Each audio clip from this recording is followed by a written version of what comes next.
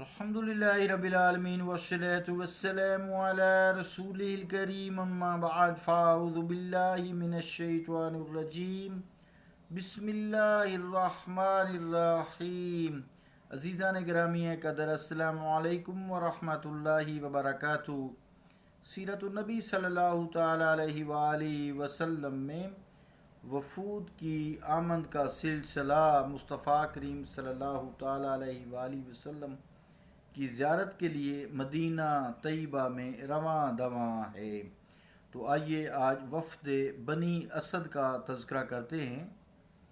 قبیلہ بنی اسد کا ایک وفد جو 10 افراد پر مشتمل تھا، حاضر خدمت اقدس مصطفیٰ صلی اللہ تعالیٰ علیہ وآلہ وسلم میں ہوا. ان میں وابصہ بن معبد اور طلحہ بن خویلد بھی شامل تھے. اس وقت اللہ تعالیٰ کے پیارے رسول صلی اللہ علیہ وآلہ وسلم اپنے صحابہ رضوان اللہ تعالیٰ اجمعین کے ساتھ مسجد میں رونق افروز تھے.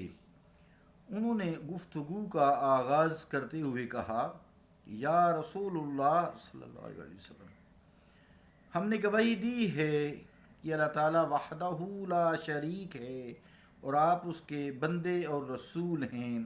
یا رسول اللہ صلی اللہ علیہ وآلہ وسلم، ہم خود حضور علیہ الصلاۃ والسلام کی خدمت اقدس میں حاضر ہو گئے ہیں. حضور علیہ الصلاۃ والسلام نے ہمیں بلانے کے لیے اپنا کوئی نمائندہ نہیں بھیجا. ہم خود بھی ایمان لائے ہیں اور اپنے قبیلہ کے لوگ جو پیچھے چھوڑ آئے ہیں ان کے بھی ایمان لانے کے ذمہ دار ہیں. عزیزان اکرامی قدر، ان کی اس بات میں تھوڑا سا بے ادبی کا شائبہ تھا. جیسے ایسے لگ رہا تھا ان کے انداز گفتگو سے جیسے انہوں نے اللہ تعالیٰ کے رسول پر بڑا احسان کیا ہے. اللہ رب العالمین کی غیرت اس بات کو بھی برداشت نہ کر سکی، فوراً اپنے محبوب مصطفیٰ کریم صلی اللہ علیہ وآلہ وسلم پر یہ آیت نازل ہوئی سورہ الحجرات سے، یمنون علیک ان اسلموا قل لا تمنوا علی اسلامکم بل اللہ یمن علیکم ان ہداکم للایمان ان کنتم صادقین. ترجمہ کیا ہے کہ وہ احسان جتلاتے ہیں کہ وہ اسلام میں آئے. فرمائیے مجھ پر مت احسان جتلاؤ اپنے اسلام کا، بلکہ اللہ نے احسان فرمایا ہے تم پر کہ تمہیں ایمان کی ہدایت بخشی اگر تم اپنے ایمان کے دعویٰ میں سچے ہو. عزیزان گرامی قدر، انہیں عیافہ، کہانت اور کنکریاں پھینکنے سے رسول کریم صلی اللہ تعالیٰ علیہ وآلہ وسلم نے منع فرمایا. انہوں نے عرض کی، یا رسول اللہ، یہ کام ہم زمانہ جاہلیت میں کرتے تھے. زمانہ جاہلیت میں ہم یہ سب لوگ کام کرتے تھے، کیا ان میں سے کوئی چیز مباح بھی ہے؟ حضور کریم صلی اللہ تعالیٰ علیہ وآلہ وسلم نے فرمایا کہ رمل، کیونکہ اس کی تعلیم اللہ کے نبی کو دی گئی ہے، جس کے خطوط اس نبی سے مطابقت رکھتے ہوں وہ جائز ہے ورنہ نہیں. آئیے، یافہ کیا ہوتا ہے، کہانت کیا ہوتی ہے، خط کیا ہوتا ہے؟ تو پرندوں کے ناموں، آوازوں اور گزرنے سے فال پکڑنا. مثلا پرندہ اڑایا، اگر دائیں طرف گیا تو ہم سفر کریں گے، اگر بائیں طرف گیا تو سفر پہ نہیں جائیں گے. فضولی بات ہے، پرندہ ہے، اس کو کہتے ہیں یافہ. پھر آوازیں، ان کی آوازوں پہ اپنے زندگی کے کاموں کا فیصلہ کرنا، انجام کرنا منع فرمایا رسول کریم صلی اللہ علیہ وسلم نے. کہانت، مستقبل کے بارے میں معلومات حاصل کرنا. جیسے آج کل بھی لوگ پوچھتے ہیں، جی ہمارے مستقبل، ہاتھ دکھاتے ہیں ہمارا مستقبل کیسا ہوگا. یہ بازاروں میں جہاں رش ہوتا ہے، اس وغیرہ ہوتے ہیں، ہمارے لاہور میں یہ بھاٹی لوہاری وغیرہ میں، اب تو خیر میں نہیں، کافی عرصہ گیا، وہاں انہوں نے پنجرے میں طوطے رکھے ہیں، تو طوطے کو وہ پیسے دیتے ہیں، طوطا ٹرینڈ ہوتا ہے، وہ خط نکالتا ہے لفافہ، اس لفافے میں پھر جو تحریر ہوتی ہے لوگ اس پہ یقین کرتے ہیں۔ پھر اخباروں میں آتا ہے ستارے کیا کہتے ہیں، آپ کا یہ ہفتہ کیسا رہے گا۔ تو رسول کریم صلی اللہ تعالیٰ علیہ وآلہ وسلم نے اس کہانت یعنی آئندہ کی خبریں پوچھنے سے، آئندہ کی خبروں پر یقین رکھنے سے منع فرما دیا ہے۔ تیسری چیز جو رمل ہے، خط جسے کہتے ہیں، اس کے متعلق جو خط رمل جسے حج میں عمرے پہ جب کرتے ہیں، یا حج تو خیر بار ہوتا ہے، عمرے پہ یا طواف میں آپ کہہ لیں رمل کرتے ہیں، یا رمل کا مطلب ہوتا ہے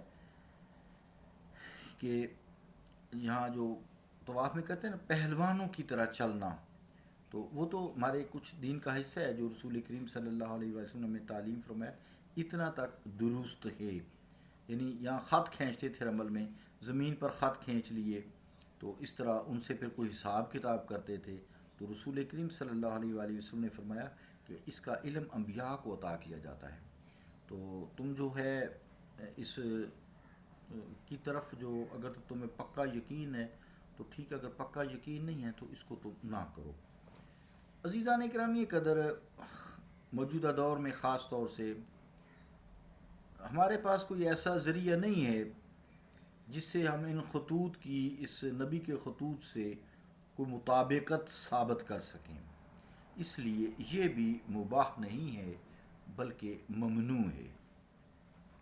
دوسرا وفد جو آیا غسان، ماہ رمضان 10 ہجری میں غسان کا ایک وفد جو 3 افراد پر مشتمل تھا، حاضر خدمت مصطفیٰ صلی اللہ علیہ وآلہ وسلم ہوا اور اسلام قبول کیا۔ انہوں نے عرض کی، یا رسول اللہ صلی اللہ علیہ وآلہ وسلم، ہم اس بارے میں کچھ نہیں کہہ سکتے کہ ہماری قوم اسلام قبول کرنے میں ہماری پیروی کرے گی یا نہیں کرے گی۔ وہ اپنی حکومت کو برقرار رکھنا اور قیصر کا قرب بہت پسند کرتے ہیں۔ جب وہ لوگ اپنے وطن واپس جانے لگے تو حسب معمول رحمت دو عالم صلی اللہ تعالیٰ علیہ وآلہ وسلم نے انہیں انعام و اکرام سے سرفراز فرمایا۔ وہ جب اپنے وطن پہنچے تو انہوں نے اپنی قوم کو اسلام قبول کرنے کی دعوت دی، لیکن انہوں نے دعوت کو مسترد کر دیا۔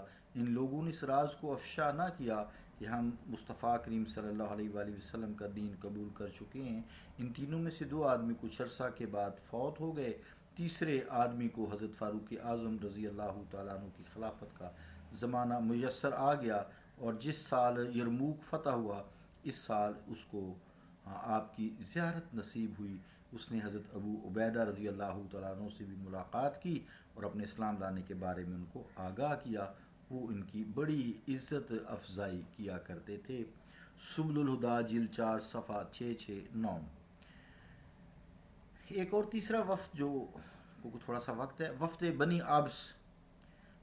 بنو عبس قبیلہ کا ایک وفد جو 3 افراد پر مشتمل تھا خدمت اقدس میں حاضر ہوا۔ انہوں نے عرض کی، یا رسول اللہ صلی اللہ علیہ وآلہ وسلم، ہمارے عالم ان کے پاس آئے ہیں اور انہوں نے انہیں بتلایا ہے کہ جب تک کوئی شخص ہجرت نہ کرے تو اس کا ایمان لانا مقبول نہیں ہوتا۔ اگر یہ بات درست ہے تو پھر ہم اپنے مال مویشی جن پر ہماری معیشت کا انحصار ہے ان سب کو ہم فروخت کر دیں گے اور ہجرت کر کے حضور علیہ الصلوۃ والسلام کے قدمان میں ہم حاضر ہو جائیں گے، کیونکہ وہ مال مویشی جو ہمیں نعمت ایمان سے محروم کر دیں ہمیں ان میں خیر نظر نہیں آتی۔ رحمت عالم صلی اللہ تعالیٰ علیہ وآلہ وسلم نے ارشاد فرمایا اور ان کی اس غلط فہمی کو دور کر دیا۔ آپ نے فرمایا، اتقوا اللہ حیث کنتم فلن یتلکم من اعمالکم شیئا، یعنی جہاں کہیں بھی تم ہو اللہ سے ڈرتے رہا کرو، تمہارے اعمال میں ذرا کی کمی نہیں کی جائے گی، وہ تمہارے اعمال کو بدلہ پورا یعنی دے گا۔ سرکار دو عالم صلی اللہ تعالیٰ علیہ وآلہ وسلم نے ان سے خالد بن سنان کے بارے میں پوچھا کہ کیا ان کی اولاد ہے؟ عرض کی، یا رسول اللہ، ان کی ایک بچی تھی جو فوت ہو گئی ہے، ان کا کوئی بیٹا نہ تھا۔ عیون الاثر جلد 2 پیج 257۔ صلی اللہ تعالیٰ علی رسول خیر خلقہ محمد وعلی آلہ وصحبہ اجمعین برحمتک یا ارحم الراحمین۔